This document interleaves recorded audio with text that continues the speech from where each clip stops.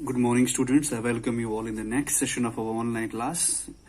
हम magnetic effects of electric current का chapter पढ़ रहे हैं और हम आज जो टॉपिक पढ़ने जा रहे हैं this is regarding electric motor. तो इलेक्ट्रिक मोटर का के बारे में हमें सबको पता है कि इलेक्ट्रिक मोटर हमारे घरों में हमें हर जगह इसका इस्तेमाल देखने को मिलता है, चाहे आपके घर पे सीलिंग फैन हो, चाहे आपके घर पे सीडी प्लेयर हो, आपके छोटे खिलौने हो जो मूव करते हो, वॉशिंग मशीन हो, जूसर, मिक्सर, ब्लेंडर, इन सब में इलेक्ट्रिक मोटर का इस्तेमाल किया जाता है। तो इलेक्ट्रिक मोटर है क्या? What does electric motor mean? Electric motor is an device जो कन्वर्ट करता है इलेक्ट्रिकल एनर्जी को मैकेनिकल एनर्जी या रोटेशनल एनर्जी में। तो ये होता किससे है? इलेक्ट्रिकल मोटर ये कर पाता है विद हेल्प ऑफ मैग्नेट्स। तो ये मैग्नेट का ही सारा चक्कर है जिसके जरिए आप इतना रोटेशन देख पाते हैं। सो इलेक्ट्रिक मोटर क्या है? It is a device which converts your electrical energy into rotational और मैकेनिकल एनर्जी। तो आपके पास इलेक्ट्रिक मोटर्स जो हैं वो दो टाइप के होते हैं, एक एसी टाइप का होता है और एक डीसी टाइप का होता है। अब एसी टाइप का मोटर जो है वो एसी सप्लाई पे काम करता है और डीसी टाइप का मोटर जो है वो डायरेक्ट करंट डीसी पे काम करता है। अब इसके बारे में हम अलग टाइम पे अलग जो लेक्चर होगा हमारा उस पे पढ़ेंगे। आज का हमारा टॉपिक रिगार्डिंग डीसी मोटर है। तो सबसे पहले हम पढ़ रहे हैं कि इसका प्रिंसिपल क्या, what is the principle of an DC motor. देखिए बच्चों, हम 3-4 वीडियोस जो हमने पिछले पढ़े, हमने उनमें काफी ब्रीफली पढ़ाई है कि जब भी मैं एक करंट कैरिंग कंडक्टर को प्लेस करता हूं एक यूनिफॉर्म मैग्नेटिक फील्ड में, तो उस वक्त वो जो करंट कैरिंग कंडक्टर है वो एक फोर्स को एक्सपीरियंस करता है, वो एक टॉर्क को एक्सपीरियंस करता है। तो वही बुनियाद बनती है किसकी? आपके इलेक्ट्रिक मोटर के काम करने की। आप भी यहां पर जब भी हम इलेक्ट्रिक मोटर के बारे में देखते हैं, हम वहां पर हमेशा क्या करते हैं? We place a current carrying conductor in a magnetic field which will experience a torque, a force. वही प्रिंसिपल है किसका? इलेक्ट्रिक मोटर का। कहता है कि when a coil carrying current is placed in a uniform magnetic field it will experience a torque, या ये rotate करेगी। तो यही बुनियाद बनती है आपके इलेक्ट्रिक मोटर के काम करने की। सो अब हम देखते हैं कि इलेक्ट्रिक मोटर काम कैसे करता है, इसकी वर्किंग भी हम समझ रहे हैं। तो लेट्स सी कि इलेक्ट्रिक मोटर काम कैसे करता है। तो इसके लिए मैंने क्या किया है? I have placed 2 magnets, this is north pole, this is south pole. अब मैंने ये हॉर्स शू मैग्नेट लिया है, तभी मैं इसके पोल्स को इंडिविजुअली रिप्रेजेंट कर पा रहा हूं। आपको कंफ्यूजन की जरूरत थी कि नॉर्थ पोल साउथ पोल अलग अलग कहां से आ गए। तो this is an horseshoe magnet, magnetic field generate हो रहा है और इसी के बीच मैंने क्या किया? I have placed a rectangular coil in the form of A B C D. A B C D shape में मैंने एक रेक्टेंगुलर कॉइल ली है और उसको मैंने बैटरी से कनेक्ट किया है। और ये B1 B2 क्या है ये भी आपको मैं नहीं बताऊंगा, ये हम आगे पढ़ेंगे। और जो पोर्शन मैंने यहाँ आधी रिंग यहाँ बनाई है ये भी क्या है, इसके बारे में भी आपको अभी नहीं बताऊंगा, इसको हम वीडियो में आगे चल के समझेंगे कि ये किस लिए यहाँ पे रखा हुआ है। तो देखिए बच्चों, करंट की डायरेक्शन आपको यहाँ पता लगी गई होगी कि मैंने यहाँ करंट की सप्लाई दी है और ये यहाँ से जाके करंट यहाँ से आ रही है। तो जैसा कि मैंने बताया कि मैंने रेक्टेंगुलर कॉइल को यहाँ पे रखा है, तो सवाल ये उठ सकता था कि सिर्फ रेक्टेंगुलर कॉइल क्यों रखा है यहाँ पे, आपने इस मैग्नेटिक फील्ड में स्ट्रेट वायर क्यों नहीं रखी, आपने सर्कुलर वायर क्यों नहीं रखी। देखिए रेक्टेंगुलर कॉइल रखने का मकसद ये है कि ताकि आपको इसका जो ये टॉर्क है वो समझ अच्छे से आ सके, ये मूवमेंट कहाँ की ओर हो रही है, कौन सा एंड कहाँ की ओर मूव होगा। देखिए यहाँ पर A B B C C D और डी ए, ये 4 एंड्स हैं, ठीक है। तो ये चारों एंड्स जो हैं they will behave as an individual straight current carrying conductor. और ये individual current carrying conductor behave करते करते they will show different direction of motion. क्यों? क्योंकि यहां पर डायरेक्शन ऑफ करंट अलग है, यहां पर डायरेक्शन ऑफ करंट अलग है। अब ये कहां की ओर मूव करेगा, इसको हम किससे निकालेंगे? फ्लेमिंग्स लेफ्ट हैंड रूल से। तो सबसे पहले हम लेंगे ए बी वाला portion. Let's take the portion A B. अब देखिए ए बी पोर्शन में मैग्नेटिक फील्ड लाइंस की डायरेक्शन लेफ्ट की ओर है, डायरेक्शन ऑफ करंट जो है this is towards the screen, because ये मैंने 2D में ड्रॉ किया है, this is towards the screen. जो करंट ए बी है this is moving towards the screen. तो अब देखेंगे कि डायरेक्शन ऑफ मोशन, ये वाला एंड कहां की रोटेट करेगा। रोटेशन तो होगा, this is sure, because this is placed in a magnetic field. अब सोचने की बात यह है फ्लेमिंग्स लेफ्ट हैंड रूल हमें इसकी रोटेशन की डायरेक्शन कहां की ओर बताएगा। देखिए अगर मैं फ्लेमिंग्स लेफ्ट हैंड रूल का इस्तेमाल करूं और जैसा कि मुझे पैटर्न में बताया यहाँ पे उस तरीके से अपने 4 फिंगर, मिडल फिंगर और थंब को रखूं देखिए ये कैसे होगा, ये इस पैटर्न में होगा। देखिए बच्चों, my middle finger is indicating the direction of current, that means it is towards the screen.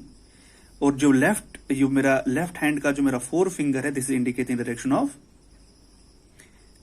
Of magnetic lines of force, that means towards left side. और जो थंब है, this is indicating the direction of force. तो इस वक्त thumb की direction कहां की हो रहा है बेटा, दिस इज अपवर्ड्स। इसका मतलब ए बी एंड जो है, this will experience a force towards upwards, मेरी ओर, कैमरा की ओर ये ए बी टिल्ट करना शुरू हो जाएगा। This A B will experience a force like this. अब देखिए ए बी ऊपर की ओर मूव कर रहा है, तो what about this C D, ये वाला portion, this will also experience, क्योंकि कॉइल तो जुड़ी हुई है ना, तो सी डी भी कोई फोर्स एक्सपीरियंस करेगा। तो सी डी फोर्स जो एक्सपीरियंस करेगा, इसकी डायरेक्शन भी किससे निकलेगी, फ्लेमिंग्स लेफ्ट हैंड रूल से। मैग्नेटिक फील्ड लाइंस की डायरेक्शन सेम रखनी है, करंट की डायरेक्शन यहां पर स्क्रीन की ओर थी और इस टाइम नीचे की ओर है, तो it will be like this. तो इस टाइम देखिए मैग्नेटिक फील्ड लाइंस की डायरेक्शन जो है, this is towards left side, current की जो है दिस इज डाउनवर्ड्स, और जो आपका थंब है, this is indicating the direction of motion. तो उस टाइम डायरेक्शन कहां की ओर दिख रही थी, नीचे की ओर। तो C D will be towards downwards and A B will be move upwards. अब देखिए, जैसा कि मैंने आपको स्टार्टिंग में ही बता दिया था कि इंडिविजुअली ये सारे एंड्स जो हैं वो स्ट्रेट करंट कैरिंग कंडक्टर की तरह बिहेव कर रहे हैं। इसने तो बिहेव किया अपवर्ड्स, सीडी ने बिहेव किया downwards. What about this side, BC वाला साइड कहां की ओर मूव करेगा? Any guesses? BC will not experience any turning effect. BC कोई टर्निंग इफेक्ट महसूस नहीं करेगा, क्योंकि बीसी जो है this is aligned parallel to the magnetic field, है ना। तो जब भी कोई करंट कैरिंग कंडक्टर पैरेलल हो मैग्नेटिक फील्ड के, that will not experience any force. ये मैंने पढ़ाया आपको, है ना बेटा। So this is clear from the previous lectures that whenever conductor is placed parallel to the magnetic field, this will not experience any force. तो BC will not experience any force. But जब भी tilt हो जाएगा, AB will come like this, है ना। तो CD is below, ठीक है। That means ये turning effect हो जाएगा, ये turn करना शुरू हो जाएगा। जब ये turn कर रहा होगा, उस टाइम ये वाला जो पोर्शन है वो पैरेलल ना रह के कोई ना कोई एंगल जरूर बनाएगा, है ना। तो सेम केस इस साइड भी होगा, है ना।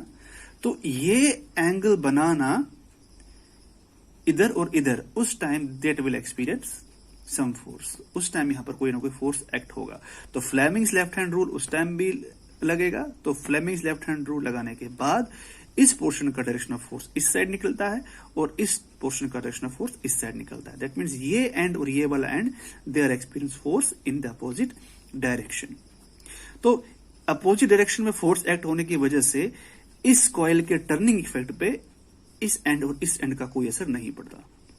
असर पड़ता है इन दो की वजह से। अब देखिए, ये वाला पोर्शन ए बी यहां आ चुका है और सी डी यहां आ चुका है। डायरेक्शन ऑफ मोशन सेम है। अब देखिए, डायरेक्शन ऑफ मोशन सेम होने की वजह से जब ए बी वाला एंड यहां आ जाएगा और सी डी वाला एंड यहां आ जाएगा, उस टाइम डायरेक्शन ऑफ मोशन तो ऊपर की ओर ही रहेगी, करंट की डायरेक्शन भी सेम है। तो उस वक्त क्या होगा, ये ए बी पोर्शन दोबारा से वापस आ जाएगा, क्योंकि फ्लेमिंग्स लेफ्ट हैंड रूल तो यही कह रहा था कि इसका मोशन जो है वो अपवर्ड्स होगा। तो अपवर्ड्स होने की वजह से इट विल एक्सपीरियंस है रिवर्स फोर्स, ये वापस आ जाएगा। तो दैट मीन्स हमारी कॉइल जो है वो कंप्लीटली रोटेट नहीं करेगी। तो इस प्रॉब्लम को सॉर्ट आउट करने के लिए कुछ ना कुछ करना पड़ता है। तो इस प्रॉब्लम को सॉर्ट आउट तभी कर सकते हैं कि जब हम ए बी वाले साइड में करंट की डायरेक्शन चेंज कर सकें। ये वाला एरो जो ऊपर की ओर पॉइंट हो रहा है, अगर इसको मैं नीचे की ओर पॉइंट करूं तो अगेन ये वाला सीडी वाला केस यहां पर आ जाएगा। तो सीडी वाला केस आने की वजह से this will experience downward drift. तो ये डायरेक्शन रिवर्स करने के लिए I am using A special equipment that is called split rings. Split rings क्या करती हैं, वो रोटेशन होने के वक्त क्या होता है, ये पोर्शन यहां आ गया, ये पोर्शन यहां आ जाता है जब हाफ रोटेट हो जाएगा। इस रोटेशन के वक्त क्या होता है कि ये स्प्लिट रिंग्स क्या करते हैं, डायरेक्शन ऑफ करंट जो है उनको रिवर्स कर देती हैं। डायरेक्शन ऑफ करंट रिवर्स होने की वजह से क्या होगा, ये एरो जो यहां की ओर पॉइंट कर रहा था, दिस विल इंडिकेट डाउनवर्ड्स। जब डायरेक्शन ऑफ करंट रिवर्स होगी तो उस वक्त ये वापस जाने की बजाय दोबारा अपना साइकिल कंप्लीट करेगा। तो हाफ साइकिल के बाद ये प्रोसेस दोबारा रिपीट होता है और आपकी जो कॉइल है ये कंटिन्यूस मोशन आपको शो करती है। तो ये कंटिन्यूअस मोशन तभी पॉसिबल था जब आपने डायरेक्शन ऑफ करंट रिवर्स की। वो किसकी वजह से रिवर्स की? With the help of split rings. अब सोचने की बात यह है कि B1 B2 क्या है। स्प्लिट रिंग्स रोटेट कर रही हैं, अगर इनके साथ मैं कॉइल जोड़ दूं तो कॉइल भी रोटेट करनी शुरू हो जाएगी। दैट मीन्स वो एंटेंगल हो जाएंगी, वो गुंजल पाया जाएगा उधर। तो उस गुंजल को रोकने के लिए हम यहाँ पर B1 B2 लगा देते हैं। B1 B2 आप ऐसा मान के चलिए, B1 B2 दो ब्रशेज हैं। These are two brushes which are connected with the split rings। ये ब्रशेज स्टेशनरी हैं और B1 B2 जो है वो रोटेट कर रहे हैं। B1 B2 का काम यह है कि इस सर्किट से करंट जाके इस स्प्लिट रिंग्स पे दे दें ताकि ये रोटेट करें और साथ साथ इनको करंट भी मिलती रहे। तो स्प्लिट रिंग्स की वजह से ही आपका ये कंटिन्यूअस साइकिल पॉसिबल हो पाता है। क्यों? क्योंकि at every half cycle they are reversing the direction of current, जिससे आपकी कंटिन्यूअस मोशन इस रेक्टेंगुलर कॉइल की पॉसिबल हो पाती है। So this was the working of your electric motor, DC motor. Hope आपको ये कॉन्सेप्ट समझ में आ गया होगा। If there is any doubt और query you can ask me. Thank you very much.